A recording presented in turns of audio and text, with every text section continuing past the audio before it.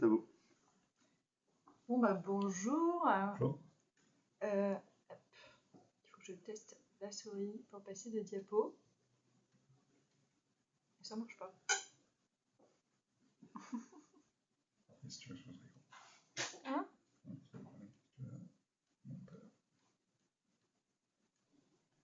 Voilà. Allez, on refait. Il est fort. Je la fais comme ça? Ouais. Eh ben nous c'est France Travail. On découvre quoi. Ouais. Vous nous connaissez certainement tous, donc ex-Pôle emploi. On est le service public de l'emploi en France. On fait tout en live. Et du coup, notre rôle, c'est deux choses. D'une part, indemniser les demandeurs d'emploi et les accompagner au retour à l'emploi. Et puis aussi, aider les entreprises dans leur recrutement. Quelques mots sur notre DSI. C'est une DSI qui est organisée en mode produit, avec une culture agile, à impact. C'est environ 1500 collaborateurs répartis sur l'ensemble du territoire. Et concernant le SI lui-même, pour vous donner un peu de contexte, on héberge 600 produits environ, développés par 400 équipes. Donc c'est pas mal de services IT. Et pour les plus gros produits, quelques métriques, c'est 840 millions d'appels API sur notre plateforme francetravail.io, un peu moins de 600 millions de visiteurs sur francetravail.fr, et puis un peu moins de 400 millions sur nos applications mobiles. Et nous, du coup, moi je suis Célia, je suis architecte d'entreprise, et je vais intervenir aujourd'hui avec... Ah oui, David, architecte d'entreprise aussi. Et donc on travaille du coup au sein de cette DSI. Peut-être quelques mots sur les enjeux de France Travail pour savoir d'où on vient et puis comprendre où est-ce qu'on va. Moi, je vous propose de revenir un peu en arrière et de remonter le cours de l'histoire jusqu'en 2009, juste, où les plus vieux d'entre nous se rappellent peut-être que France Travail et Pôle emploi est né de la fusion de l'ANPE et des ACEDIC, et depuis janvier 2024. Pôle emploi a été transformé en France Travail pour coordonner les acteurs qui œuvrent pour l'emploi, la formation et l'inclusion. Alors quand on remonte en arrière, comme ça, ce qui est intéressant, c'est surtout de regarder les faits marquants qui ont construit notre système d'information et déjà se rappeler qu'en 1958, on était déjà là et les demandeurs d'emploi devaient se rendre en agence pour actualiser leur situation. Donc là, évidemment pas d'informatique. En 1971, on commence à ressentir la fin des 30 glorieuses, et même si le taux de demandeurs d'emploi est encore assez bas. À cette époque, l'informatique émerge tout juste comme fonction support. Et chez nous, le point intéressant, c'est qu'on voit apparaître la création du ROM. C'est le répertoire opérationnel des métiers et des emplois qui est encore utilisé aujourd'hui. Donc notre premier référentiel, et il va permettre, lui, de standardiser les infos sur les métiers et les compétences, faciliter l'orientation, le recrutement, et aussi comptabiliser les demandeurs d'emploi. En 83, le nombre de demandeurs d'emploi augmente fortement. L'informatique, là, arrive pour optimiser, du coup, les activités des agents. C'est la grande époque des gros systèmes et des architectures centralisées. On voit arriver chez nous le GID, donc gestion informatisée demande d'emploi, qui permet du coup aux demandeurs d'emploi de s'actualiser par courrier et de ne plus avoir à se déplacer en agence. Enfin, j'avais noté, en 2009, la création de Pôle emploi s'accompagne d'une véritable orientation client. C'est l'émergence des services en ligne et des architectures en couche. Ça se traduit chez nous par l'ouverture de pôle emploi.fr et on va permettre enfin aux demandeurs d'emploi de s'actualiser directement en ligne. 2015, l'activité de Pôle emploi augmente fortement. C'est une période d'accélération et d'optimisation des process. La DSI s'engage vers des pratiques plus agiles en adoptant SAFE. Et côté architecture, c'est l'émergence des architectures SOA, donc architecture orientée service. Pôle emploi.fr, lui, permet désormais aux demandeurs d'emploi un accompagnement 100% en ligne, avec notamment la mise à disposition d'un espace personnel qui lui est dédié. Alors, qu'est-ce qui s'est passé récemment? C'est la loi plein emploi, donc petit zoom, promulguée en décembre 2023. Elle vise à renforcer l'accompagnement des demandeurs d'emploi. Elle a deux jalons importants. 1er janvier 2024, transformation en France Travail avec des missions élargies pour un accompagnement renforcé des demandeurs d'emploi. Et deuxième jalon important, 1er janvier 2025, toute personne en recherche d'emploi doit s'inscrire auprès de France Travail. Et une orientation est mise en place pour les diriger vers l'organisme référent le plus adapté au sein du réseau pour l'emploi. Côté SI, qu'est-ce que ça veut dire? On doit faciliter l'échange de données, coordonner les parcours de retour à l'emploi entre les différents acteurs du réseau. Et pour ça, nous, on a choisi une stratégie plateforme qui supprime du coup tous les accès point à point entre les acteurs du réseau. L'idée ici, c'est vraiment de faire converger nos données et nos services vers un point d'accès unique, hein, ce SI plateforme. Et c'est vraiment une stratégie qui sert la volonté d'offrir aux usagers un accompagnement au retour à l'emploi que je qualifierais de sans couture, avec une logique, on va dire, dites-le nous une fois.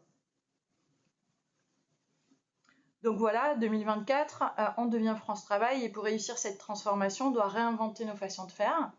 On adopte une culture produit vraiment agile, à impact pour nos usagers et on fait la promotion d'une architecture plateforme, ce qui va nécessiter du coup de revoir nos pratiques pour adopter une approche vraiment plus itérative.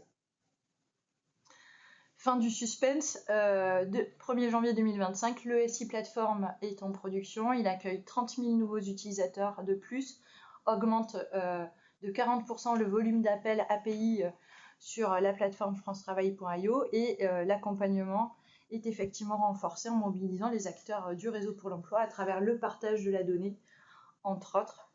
Alors on a parlé de changement de pratique, hein, c'est pas juste grâce à l'architecture qu'on a réussi à ce jalon, mais vraiment grâce à la mobilisation de l'ensemble des équipes de France Travail, des partenaires sur une période quand même assez courte. Voilà, une partie de l'histoire reste encore à écrire hein, pour France Travail.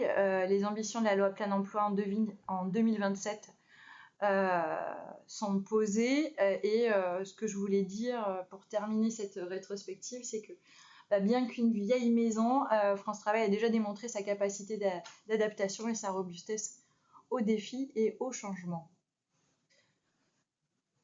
Côté architecture, donc pour réussir notre transformation, nous on a dû réinventer nos pratiques de faire, nos façons de faire et on a adopté pour ça une approche itérative en faisant le choix de pratiques d'architecture continue. Pour ceux qui ne les connaissent pas, ces pratiques sont dispo en open source sur le dépôt Git alimenté par la communauté Continuous. Et cette communauté, elle a été initiée par Michelin et elle est composée d'architectes de tout horizon, Société Générale, France Travail, on retrouve aujourd'hui Thales et puis d'autres indépendants sortis de l'Open Group. Nous, notre objectif avec ces nouvelles pratiques, c'est permettre à tous ceux qui prennent des décisions d'architecture au sein du SI, on va parler d'architectes, de tech lead, de PM, de décider et d'agir au bon moment. Et pour ça, on va leur mettre à disposition des kits prêts à l'emploi qui favorisent leur autonomie tout en maintenant l'intégrité du SI à l'échelle. Et ça va se traduire par 3 types de kits. Un qui s'appelle la boîte à outils.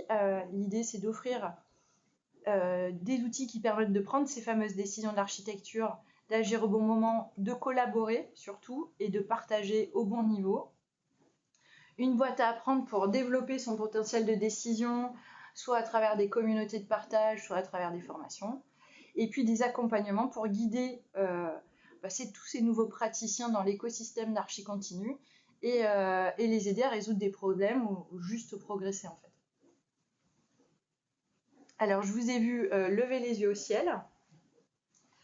Oui, nous avons tout mis à disposition sur un espace Confluence. Et c'est ce qui nous a permis du coup de démarrer vite en fait et de pouvoir rapidement fédérer autour de nos pratiques. Je pense qu'on peut en arrêter là avec la théorie. David, est-ce que tu es d'accord pour présenter un exemple concret? Oui. Alors un exemple. J'ai mis un petit chaton parce que c'est bien de commencer par un petit chaton. Alors je vais vous proposer un exemple sur la façon dont on a instruit un sujet qu'on travaille depuis un petit moment dans le SI France Travail, c'est la mise en place d'une architecture event-driven. Donc mettre en place de l'EDA hein, dans notre système d'information, c'est pas juste mettre un Kafka quelque part et puis dire aux équipes, allez-y, vous pouvez utiliser Kafka et communiquer de façon synchrone. On a des vrais enjeux de taille, hein. C'est il y a dit 400 équipes, donc il faut vraiment qu'on apporte une réponse à plusieurs niveaux, hein, que les équipes en interne puissent faire sur leurs produits des échanges event-driven, que les produits entre eux puissent avoir des communications asynchrones event-driven, et puis aussi, puisqu'on a un enjeu plateforme maintenant, pouvoir exposer des capacités event-driven et des échanges event-driven avec tous nos partenaires du réseau pour l'emploi. Donc c'est un sujet assez vaste, et donc donc là, ce dont je vais vous parler, c'est pas vraiment, alors j'ai fait un gros teasing sur l'EDR, mais c'est pas de ça dont je vais vous parler, c'est plutôt la façon dont on a utilisé les pratiques de continuous architecture justement pour avancer sur ce sujet. Donc Célia l'a dit, hein, dans la continuous architecture, on a 3 artefacts, 3 éléments essentiels, la boîte à outils, la boîte à apprendre et l'accompagnement. Et là, je vais vous montrer comment nous, on a pioché dans la boîte à outils pour instruire ce volet EDR. Alors, petit focus sur la boîte à outils, là, il y a quelques-uns des outils, ils ne sont pas tous, j'ai mis juste mes préférés. Donc là, on voit, il y a du DDD, il y a du Team Topo, il y a des Wordle Maps, il y a du Business Model Canvas, des Event Farming, évidemment. Il y a des ADR, alors je sais qu'on va être 2 à en parler aujourd'hui, mais je vais faire un petit focus sur les ADR. Les ADR, voilà, c'est ça qu'on a utilisé dans la boîte à outils pour instruire notre sujet. Donc, petite présentation générale sur les ADR. Donc, c'est un outil qui permet d'historiser les décisions d'architecture qu'on a prises, mais c'est aussi, et même surtout, pour nous, un outil qui va nous aider à prendre des décisions de façon collective, collaborative. Alors, la trame là que je vous montre, c'est celle qu'on utilise. On s'est appuyé fortement sur le template de Michael Nygard. Il y a le lien en bas sur son repo GitHub et sur la façon dont lui il le structure. On l'a juste un tout petit peu adapté.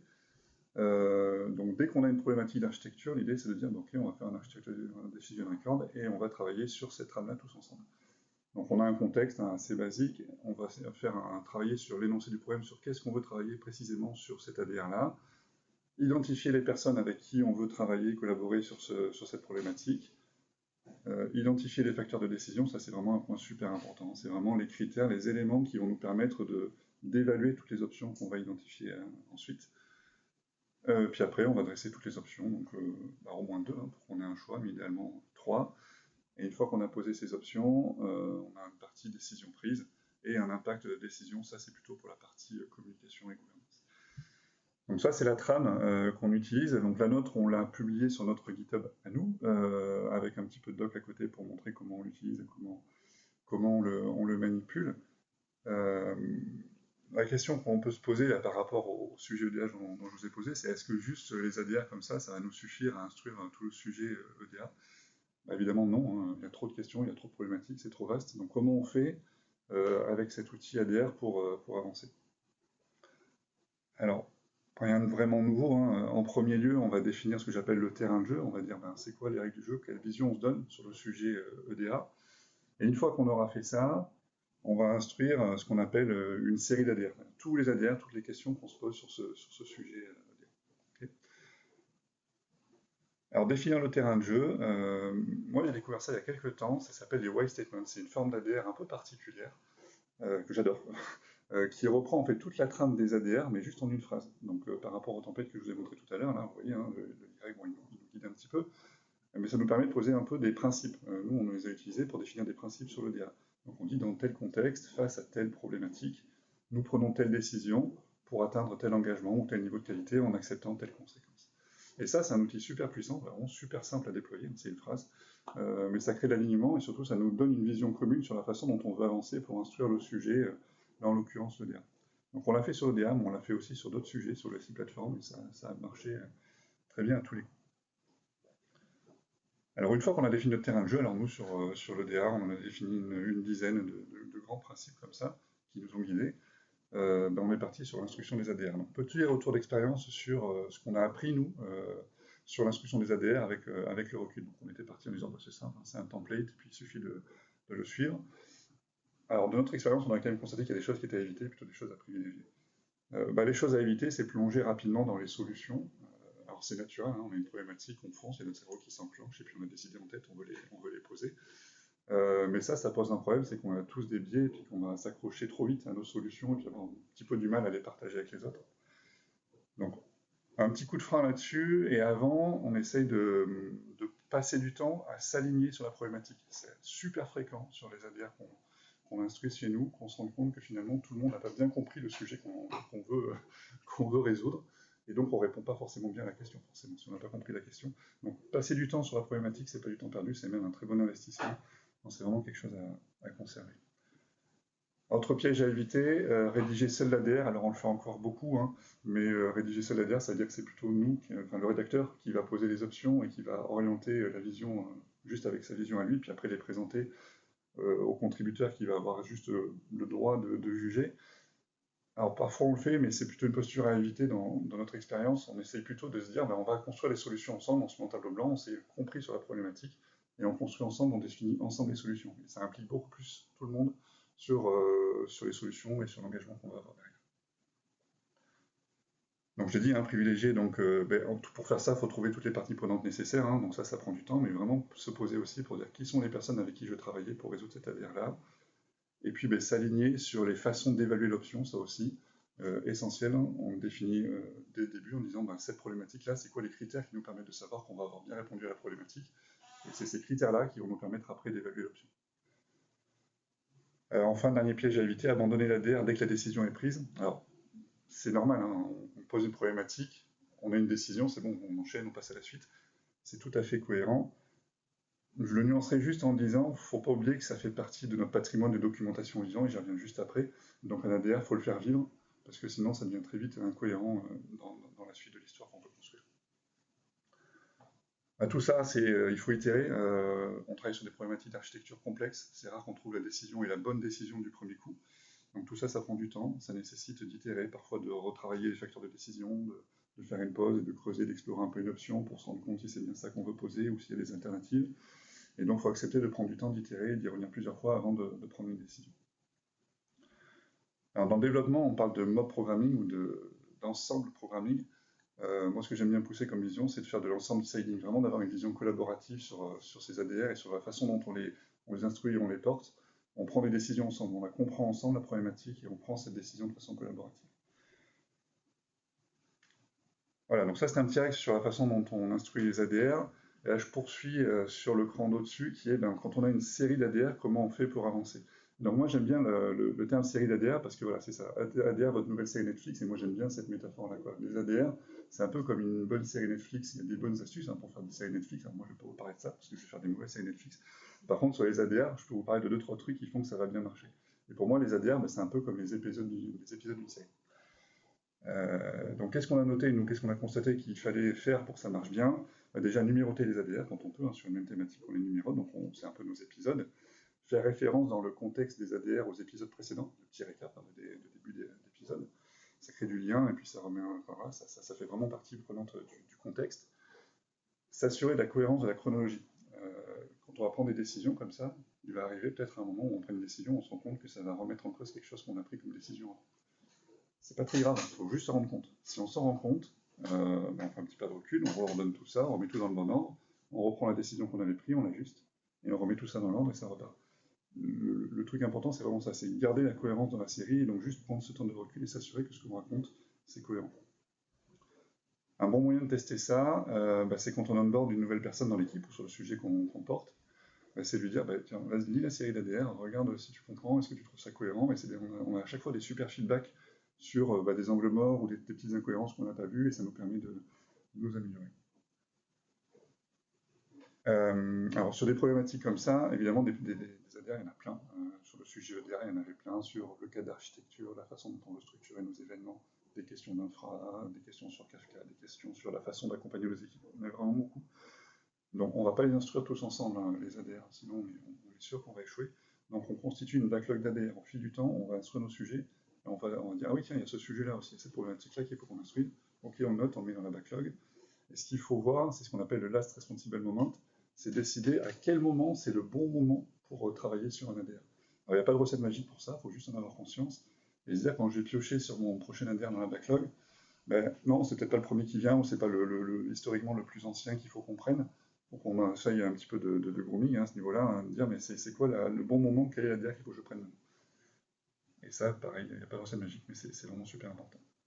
Donc en résumé sur les ADR, pour ce petit retour d'expérience, nous on pose vraiment le fait de faire les ADR de façon collaborative, ça a vraiment un poids super fort, et après pour aller les vendre, c'est déjà gagné, il n'y a pas besoin d'aller les vendre, en fait, on les a construits ensemble, on est allé chercher les bonnes personnes ensemble, donc la décision qu'on prend, elle a vraiment du poids. Cadrez vos gros sujets avec des wave statements, essayez, c'est vraiment super simple à déployer. Construisez et entretenez vos séries d'ADR, pensez à la métaphore Netflix, et puis prenez vos décisions au bon moment. Donc à chaque fois qu'on démarre un ADR, se poser la question, mais est-ce que c'est vraiment le bon moment pour traiter cette problématique, ou est-ce que je peux temporiser et garder ça pour plus tard?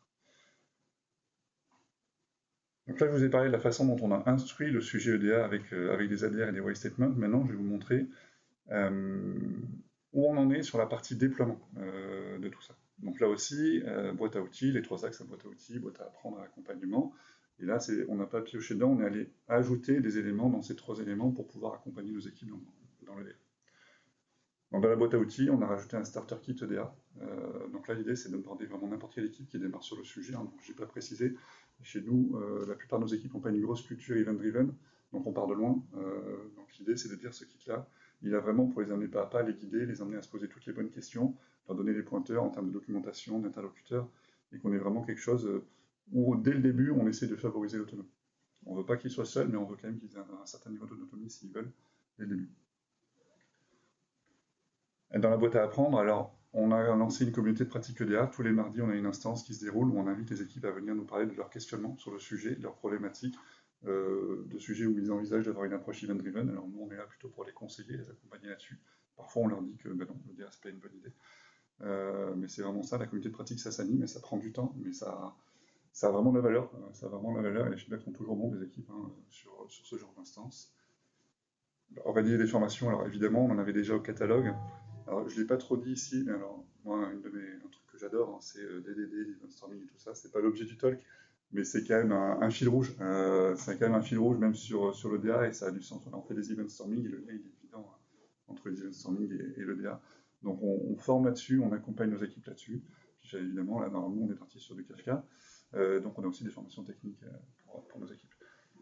La prochaine étape, c'est de faire un kata d'architecture sur le sujet. On en fait déjà des katas d'architecture. On en a fait sur d'autres sujets, sur l'archi hexagonale notamment, les feedbacks étaient très bons. Donc là, on va prochainement mettre en place un kata d'architecture sur le DA, j'espère. Finalement, sur l'accompagnement, les event storming, c'est vraiment un point clé sur le DA, donc on facilite les event storming, on essaie d'accompagner les équipes pour les inciter à les faire elles-mêmes, et quand elles ne peuvent pas, on est là pour les accompagner sur ces ateliers-là. Et Team Topo, alors c'est vraiment super riche, et je ne vais pas parler de ça en détail, mais il y a beaucoup de choses qui tournent autour de Team Topologie qui sont vraiment super intéressantes, et notamment, là pour notre sujet, c'est la partie Enabling Team, et notamment la partie architecture Modernization Enabling Team, qui est écrite par Nick Thune et Eduardo da Silva, qui permet de définir une équipe multidisciplinaire, et de définir un peu ses prérogatives pour savoir comment on fait pour accompagner, jusqu'où on accompagne nos équipes, et comment on se sert des ressources qu'on a installé pour qu'elle puisse devenir autonome sur le sujet. Voilà. Allez, ça marche. Du coup, on a vu comment on avait changé nos pratiques d'architecture et comment est-ce qu'on les utilisait. Maintenant, le sujet, c'est changer de culture à l'échelle. Chez France Travail, c'est 60 architectes environ qui doivent s'approprier ces pratiques. Et pour porter ce changement de culture, nous, on s'est inspiré de quelqu'un qui s'appelle Ken Wilber, qui est assez intéressant et qui dit que pour porter un changement, il faut travailler 2 axes, donc les compétences et la culture, et les travailler à 2 niveaux, au niveau individuel et au niveau collectif. Et donc c'est vraiment là-dessus qu'on a construit notre boîte à apprendre. Du coup, ce que ça veut dire, c'est que pour les architectes, ils vont trouver, on l'a vu, des formations techniques, DDD, Event Storming, Archi for Flow aussi, et aussi des formations sur le savoir-être. Et la plus emblématique, chez nous, elle s'appelle Architecture Leadership, pour s'approprier cette nouvelle façon de travailler. Sur le volet collectif, là, on va plutôt être sur des événements d'alignement type, par exemple, nous, on a un événement qu'on aime bien qui s'appelle Tech pour l'emploi, qui est notre Devox interne, ou alors on va utiliser des outils collaboratifs qu'on met aussi à disposition des équipes pour solliciter la communauté à travers de l'intelligence collective par des katas ou des dojos qui permettent de craquer du coup des sujets d'architecture, de s'approprier de nouveaux concepts. Du côté des équipes, là, c'est un peu différent. Concrètement, ça se passe comme ça. On a construit une approche aussi où on met tout le monde autour de la table et l'archi, les équipes produits, et on leur demande de travailler ensemble. Et la première étape, c'est l'équipe demande un accompagnement, soit pour résoudre un problème, soit parce qu'elle sent qu'elle a besoin de lancer une démarche de progrès pour accueillir les transformations en cours. Et l'architecte organise un atelier avec l'ensemble des membres de l'équipe pour comprendre leurs enjeux, vraiment s'aligner sur les sujets de préoccupation et sur les travaux d'architecture à réaliser. Dans la deuxième étape de cet accompagnement, ils vont choisir du coup, maintenant qu'ils ont les enjeux de l'équipe et les défis d'architecture, les outils qui vont leur permettre de faciliter les travaux. Et du coup, c'est à cette occasion que nous, on en profite aussi pour évaluer le niveau de l'autonomie de l'équipe pour utiliser ces outils. Et comme ça, du coup, l'architecte et l'équipe se répartissent les travaux d'architecture en fonction des compétences de chacun et des périmètres de responsabilité. Et c'est très clair. Et puis après, ils installent un rituel de travail, c'est une zone de dialogue pour partager l'avancement des livrables d'archi, vérifier l'alignement avec les enjeux produits de l'équipe et puis aussi avec la stratégie de France Travail. Et puis s'il y a besoin, on mobilise la boîte à apprendre et on propose des formations, des katas ou des dojos. Ça, c'est notre mécanique du coup pour progresser. Après, il y a déployer ces nouvelles pratiques à l'échelle, c'est-à-dire qu'une fois qu'on a formé, comment est-ce qu'on s'améliore en continu? C'est vraiment l'enjeu. Nous, pour s'améliorer en continu, on a 2 véhicules qui sont ouverts aux équipes produits et aux architectes. Sur le volet cadre d'architecture, on en a un qui s'appelle TESI, c'est le train de la transformation du SI, c'est vraiment notre schéma directeur. Son job, c'est de fournir des capacités. Et puis, sur les volets pratiques, là, on a plutôt une communauté qui s'appelle le Hub des pratiques d'archi et qui permet de nous re-questionner sur la boîte à outils, la boîte à apprendre et l'accompagnement. Et là, on s'améliore avec une logique as a product, c'est-à-dire que TESI, c'est en train safe. Il est organisé avec des programmes incréments, il y en a plusieurs par an. Il suit la méthode du Lean Portfolio Management. Donc, à chaque PI, on se re-questionne sur la stratégie. Super. Et puis, sur le hub, là, on est sur une organisation qui est beaucoup plus petite. Donc, on va plutôt adopter des pratiques Scrum, c'est-à-dire qu'on partage avec des architectes lors d'une journée qui s'appelle Archi pour l'emploi les objectifs. C'est quoi nos objectifs? Comment est-ce qu'on mesure qu'on est dans la cible? Et puis après... mêlée, revue de sprint avec les utilisateurs finaux et rétrospective régulière. Quelques chiffres, parce que c'est toujours intéressant de se dire quel volume est-ce qu'on manipule. TESI, c'est des PI de 4 mois, 90 participants, on a à peu près un peu moins de 30% d'architectes, et c'est une capacité à faire d'un peu moins de 1000 jours hommes environ. Et sur le hub, pour le coup, là c'est plus modeste. On mobilise à peu près 120 invités, il y en a une grosse vingtaine qui sont vraiment actifs sur l'évolution de nos pratiques. Et là, c'est majoritairement des architectes, pour le coup. Je pense qu'on arrive à la conclusion. Allez, le mot de la fin. Le mot de la fin. Donc, en synthèse, vous l'aurez compris, notre ambition à terme, c'est clairement d'accélérer notre flow tout en maintenant la qualité et le produit. Et pour ça, voilà, ce qu'on a commencé à vous montrer et ce qu'on continue à faire sur l'architecture continue, ça nous aide vraiment à aller sur des accompagnements et des méthodes éprouvées qui marchent avec nos équipes et qui ont un impact. Alors, on s'inspire de pas mal de choses qu'on voit là, c'est juste quelques exemples, mais il y a pas mal de choses, notamment Suzanne Kaiser qui parle de flow d'architecture, et c'est vraiment des sources d'inspiration sur lesquelles on s'appuie pour avancer, pour construire encore pas mal de choses dans nos boîtes à outils, dans nos différents livrables. En conclusion, donc l'architecture continue, ça permet d'adresser des problèmes complexes. Donc, on l'a vu dans des pratiques comme les ADR, alors DDD, Team Topo, j'en ai pas trop parlé, mais ça structure les décisions et ça nous permet de rester connectés avec nos équipes. Adopter une approche as a product, donc ça c'est vraiment quelque chose qui marche bien. On construit des kits qui sont prêts à l'emploi, mais on les construit avec les équipes, et on les teste avec nos équipes, et on n'impose pas des standards rigides. Décider et agir au bon moment, alors j'en ai parlé pas mal sur les ADR, donc on les utilise comme un outil vivant et itératif, en intégrant bien la principe du dernier moment responsable pour prendre des décisions. Collaborer, expérimenter et accueillir l'incertitude, donc ça c'est un changement de posture, ainsi créer la zone de discussion avec les équipes, avec le métier, prendre du feedback et pas hésiter à pivoter, à prendre les éléments et puis à voir comment on peut changer de stratégie pour répondre au mieux aux besoins de l'équipe. Et enfin, accompagner l'évolution de la posture d'architecte, ça aussi c'est super, super important. On a vraiment besoin de changer de posture, de passer de l'architecte prescripteur qui sait à une posture de facilitateur qui va aider les équipes à devenir autonomes avec le temps sur des sujets d'architecture.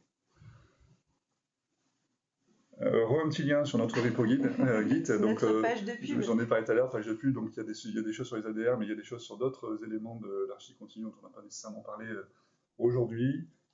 Un petit clin d'œil à nos collègues France Travail, puis un merci à Cyril qui nous a aidé à construire le talk, et puis on en a fini pour la présentation.